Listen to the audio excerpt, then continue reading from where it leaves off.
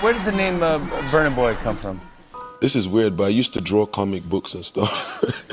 I know I don't look like it, but yeah, I used to draw comic books and like copy like, you know, different like Spider-Mans and Superman. I would just draw it. And then at a point I wanted my own. I wanted to be my own superhero where I could draw me as a superhero, you know, with a cape and all that. So I was trying to come up with a name and all I could think of was Burna Boy. No way, that's where Burna Boy comes from? Before he became a global sensation, before Rihanna would vibe to one of his songs, before his song YE would become a global hit and get played by DJs like Skrillex and DJ Snake, before he collaborated with Beyonce, Future, YG, Fall Out Boy, and Jorja Smith, before winning the BET Award, winning the Grammy Award, performing at Coachella, UEFA, selling out the O2 Arena, Wembley Stadium, and becoming one of the pioneers that took Afrobeats to the global stage. There's nothing that's happening now that I didn't tell them in 2013 and 2014, 15 and 16, you know? Like I've been saying this was gonna happen because like I knew. You felt it? Yeah, I just knew.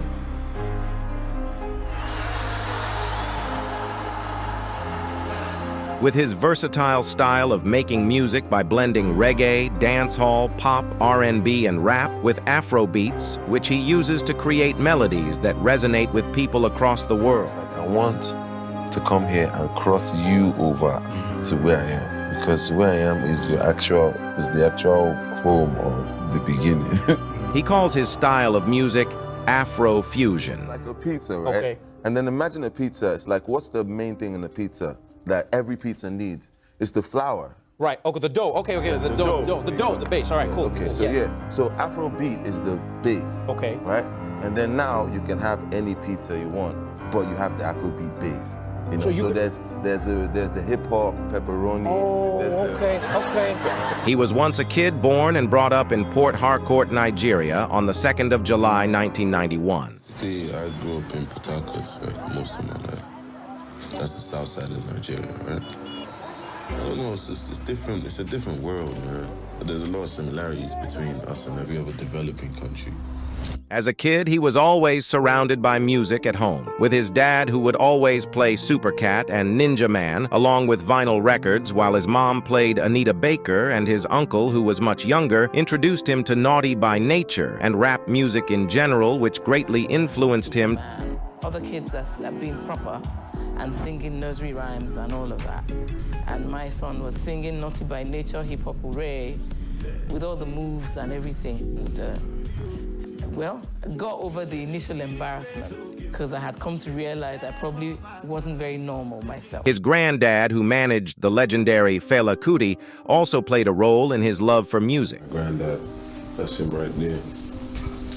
It's kind of like a family war. This is my granddad with Fela. The records that were in my house then were Fela's records and jazz records.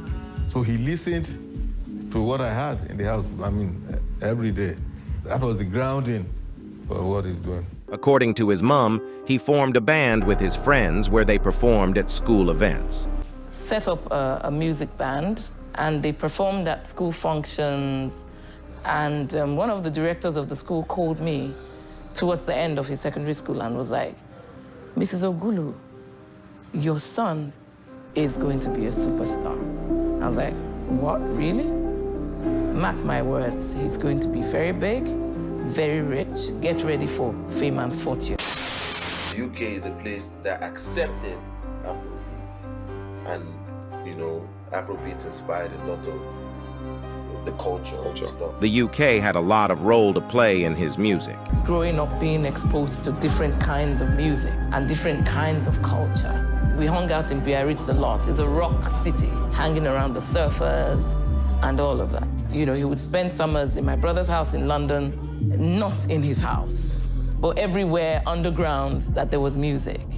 So he hung out a lot in Brixton. He went to school in the UK but dropped out because he wanted to focus more on his music. He initially didn't want to come back to Nigeria, but he had no choice. When he got back from the UK, a friend of his took him to a studio in the pipelines of Port Harcourt. Back to Port Harcourt, I went to the studio. I went to a studio in a pipeline. My boy Too Slick took me to the studio in the pipelines of Port Harcourt actually, and that's not really a place you wanna go when you just come back. Where he recorded the majority of his songs at the early stage of his music career. One of his songs was heard by the head of programs at the radio station he interned at and gave his permission for the song to be aired on radio. The song is titled Freedom Freestyle. Labels came. Who is this person? We want to know the artist. Where does he come from? At that point, when you're new, getting paid is not the real goal. The goal is just being known and sharing your music. Problem. Could somebody show me a way that I can solve them? They calling police and they saying that I robbed them. He started making a name for himself in 2011 upon the release of Burn Notice and Burn Identity. His debut studio album, Life, which was released on the 12th of August 2013, gave us a glimpse of his future stardom. The album sold over 40,000 copies on its release date, with songs like Run My Race and Like to Party. The Life album drew inspiration from Fela Kuti, King Sunny Ade, and Bob Marley. His album Outside was released in 2018 and had lots of influence from UK music, with features from English artists like J Hus, Lily Allen, and Mabel. Outside was supported by songs like Rock Your Body, Street of Africa, and Ye. Ye on its own became a global hit when people were searching for Kanye West's album of the same name and unintentionally caused listeners to stumble upon the song. Burna Boy thanked Kanye West for the confusion on Twitter. Before he became a global sensation, his relationship with his home country Nigeria was kind of like a love-hate relationship.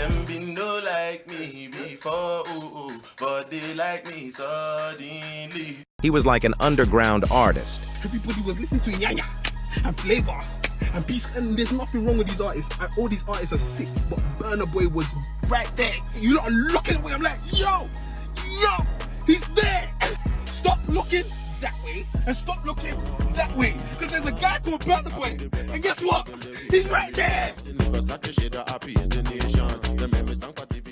In 2018, he was announced as one of Spotify's new Afro Hub takeover artists, and he was also a YouTube artist on the rise for 3 months. Fucking love you, bro. Like, it's different. I didn't even know I had. Oh, really? To be honest, I just thought people like to come to my shows and watch me perform. One of the major people who has been pivotal in his growth as an artist has been his mother, who is also his manager. She has helped him make a big impact with his music and personal achievements. Complete surprise, but I'm honored. He's still a work in progress. There are many more milestones to attain.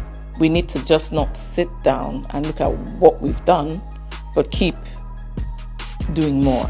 If we're doing 4 stadiums, let's do 10. There's always a higher level to get to, and that should be our focus.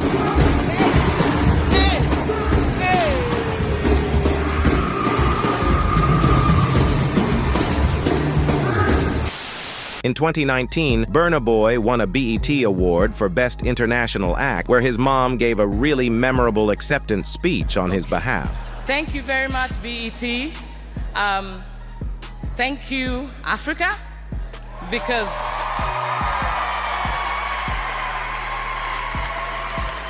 that's the constituency for which we got noticed in the first place.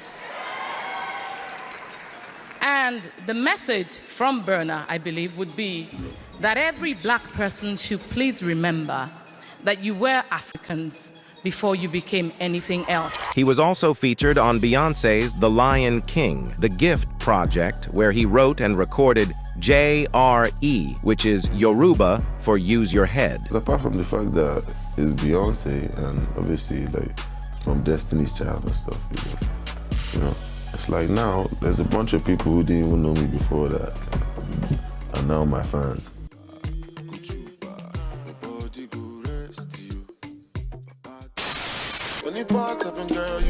The moment of recording this album was in Ghana. So like, those are like the best moments of the album, because that's when I felt it all come together. Burna Boy released his fourth studio album in 2019 titled African Giant. The album was a mixture of Afrobeat, dancehall, pop, and hip-hop with songs like Anybody, Pull Up, Secret, and On the Low. African Giant is more of an African project, of a show, of a light of, okay, yeah, this is this person, and these are his people, and these are their trials, their tribulations, their joys, their happiness. This is the truth. According to Burna Boy, this album was his most personal album because it touched different themes of the Nigerian political climate and violence in the region. The title of the album originated from Burna Boy's outburst at the organizers of Coachella regarding the placement of his name in a small font. And then I see the thing, and then it's like my name. I've seen all the names, and I'm looking for my name, and I can't find my name. Right. I literally can't find my name. Right? So I'm like, am I really performing here? He got a Grammy nomination for African Giant under the category of Best Global Album.